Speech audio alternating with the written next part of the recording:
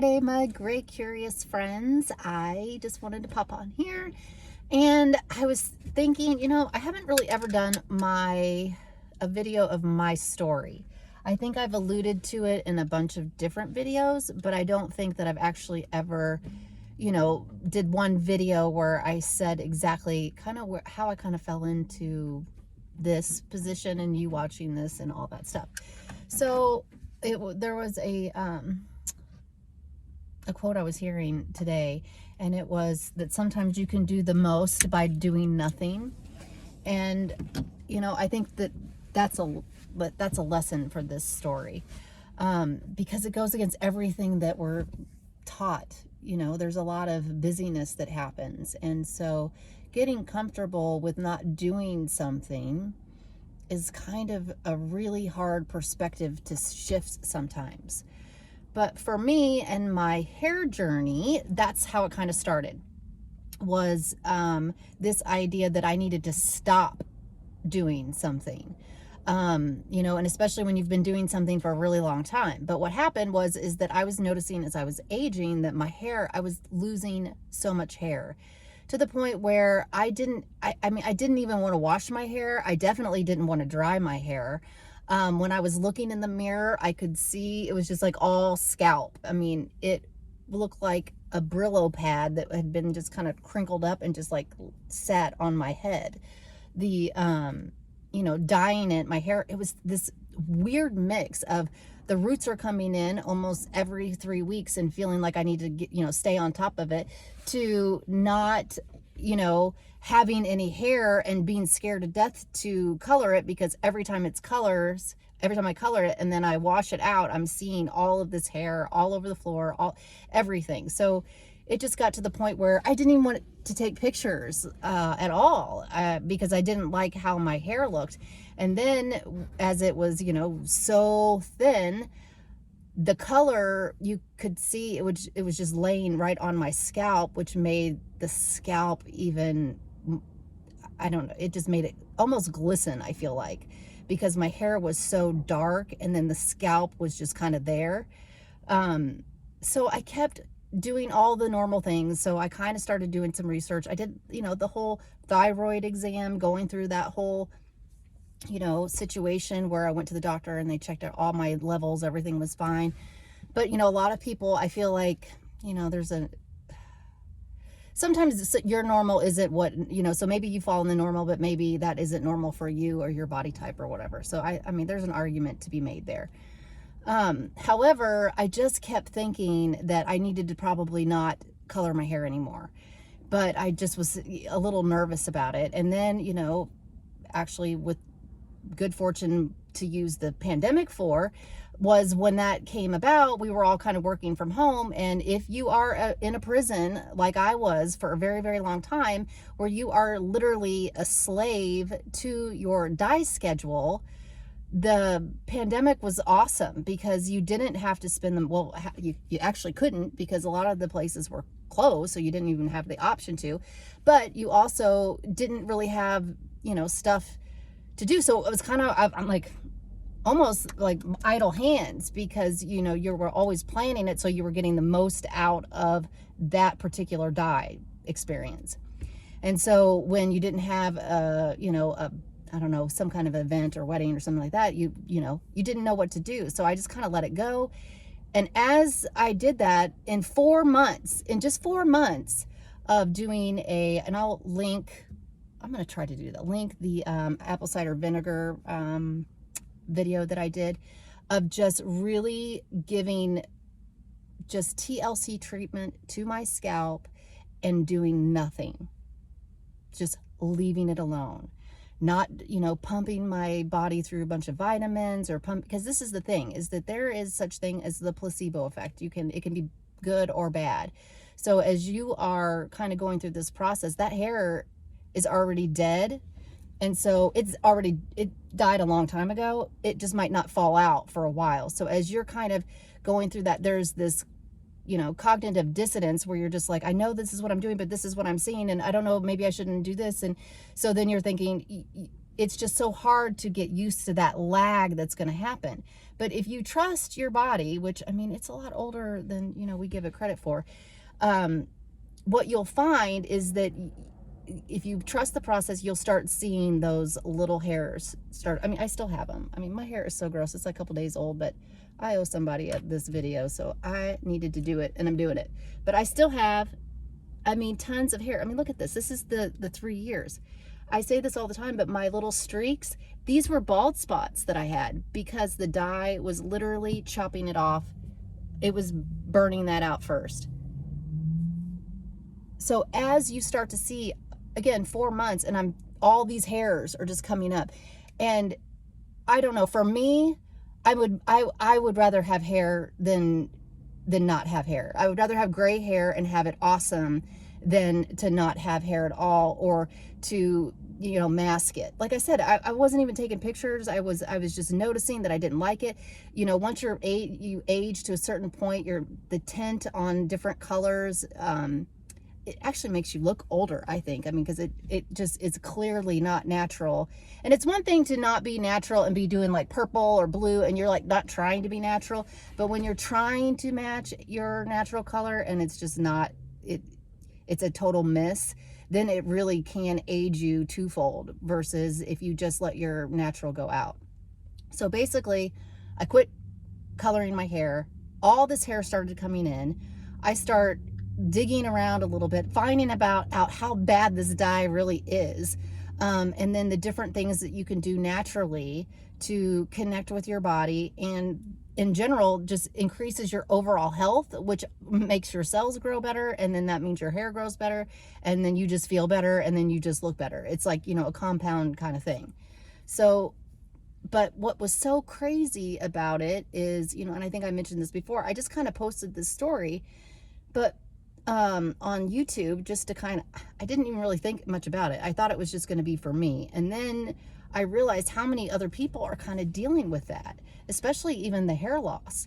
And it's so funny because, you know, even the hair, everybody was saying that it wasn't the dye. And maybe it is okay. You know, some people, if you have like a really thick head of hair, you can rock the dye for a longer period, but not all of us can do that. And I mean, my hair is not thin, but it's fine. And so that definitely, you know, it's only tolerable for certain things. I think for certain things for a certain amount of time. So anyway, I guess that was my understanding. So basically I started to realize that not only was my hair growing back, but holy crap, I got some like really cool patterns. And so then it was like this whole going from a prison to like awakening that this, you know, holy crap, I can do this. My hair is, I'm getting, you know, hey, your body is right. I'm getting the hair back. And then, hey, cool, check it out. You have some like really cool different dimension that when, you know, I say this all the time, when you have dark hair, you don't really get it. It's just kind of like a flat, especially if you are at a point where you're doing it every 3 weeks, unless you know, you're Kardashian rocking out the 250 every time, you're putting a box dye in there. And so that box dye is not the best quality. It's not, you know, but then you throw in a hairdressing, you're doing all of that blowout, which that's a lot of damage on your hair as well. So it's give or take. But the point being is that it was growing back. I was getting, you know, all this dimension that I never had, and I was actually liking it. And then you start to add up all the time that you are no more a slave. You literally could care less. You can go whenever. You don't have to, you know, you've committed yourself, you've seen the results, and now you can move forward into just going with it. And we call that into the flow stage. And that's awesome because you really are kind of in. At that point, I kind of feel like you've made a plan. You kind of, you know, in the awakening part, when I started to see, you know, the different hairs coming in, I kind of started doing like vision boards and looking, you know, that's when I kind of got curious about the whole like gray hair. I didn't even know there was a community, honestly. Even when I post the first couple pictures, it wasn't until I got, or a couple videos on YouTube, it wasn't until a while on YouTube did I even do an Instagram that I was like, holy moly, there's like a whole thing over here.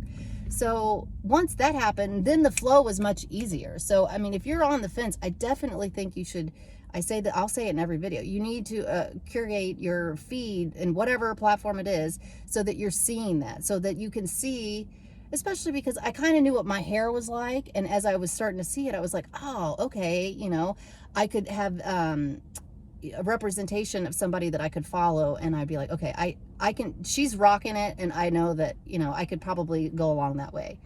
And then as you just start flowing, I tell everybody, you know, initially jumping off was probably the hardest part. And I tried it a few times and then chickened out, probably 3 times, where I went like a little bit longer, but then ended up coloring. And then, you know, about the 6-month mark is kind of a tough one, because it's not the 6-month mark, the jump, the 6-month mark, and the 1-year mark, I think, are the hardest ones. Because the 6-month mark, you're just like, oh my gosh, you finally get to the point where it looks intentional, where people just don't think, I mean, it looks very obvious that you're just going with it and you just haven't missed your appointment. And then at the 1 year, I mean, long hair ladies, I should say, you are kind of thinking that you should be longer, you should be further along, but you're not. And then you kind of go, you know, I felt like it was going to be so much longer. And then before you know it, you kind of forget about it. You move on to other things. You start realizing that you have so much more freedom because you don't have a schedule. You don't have to worry about it. You have a little extra money in your pocket. You could put that on your vacation. You could put it on a new hobby. You can put it on whatever you want. You know, you could just put it in your pocket. Who cares? You got more energy because you are not trying to keep up with that, you know, anti-aging. You're taking a different approach because you're kind of, you know, you're not aging. It's like it's part of nature. So instead of pushing back against it, you'll find, I mean, at least in my life, I have found that the more people push back against it, the older that they look in every situation. I mean, I know women that are my age that look like, I mean, they act like they're 80. And then I know women that are my age that act like they're 20. I mean, it really is kind of an inside job, and aging is an attitude that you have. And so if you're constantly feeling like you're fighting, you know, you're expending a lot of energy on something that you actually don't have any control over, that will, if you flow with it in a downstream effort, you can actually, you know, maybe reinvent yourself and have like a whole nother book of life, you know, where you know, did it one way and now you're doing it a different way in this second book of your life. Which is how I feel. Like I've my entire perspective on so many things has changed since the gray hair. I have expanded in so many different ways, as far as connecting with my body, doing breath exercises, got a coaching degree, quit my 9-to-5, expanded, started a couple businesses. And so, you know, it really does show you, and I've said this before and I'll say it again, it kind of goes back to the whole elephant in the circus, and when they're baby elephants, they kind of put them on a stake and they just kind of tap it down, even though the elephant could just rip it right out. They never do, because when they're babies, they're like pulling on it and pulling on it, and they can't ever pull it out. But when they're grown, they could just pop it right up, but they don't know that they can do that because they just have given up, because they still think that they're this little kid. So I feel like there's a lot of expansion that happens through our life that is similar to this kind of, you know, pathway, I guess, that the pathway to aging. But I just felt like, for me, I wasn't seeing a lot of people that were kind of talking about the philosophical and the perspective that goes with it. You know, it was more of, you know, and there's nothing to knock beauty channels. Hey, I watch them all. I love the fashion. I need it because I'm not, you know, the makeup expert, and this isn't a beauty channel.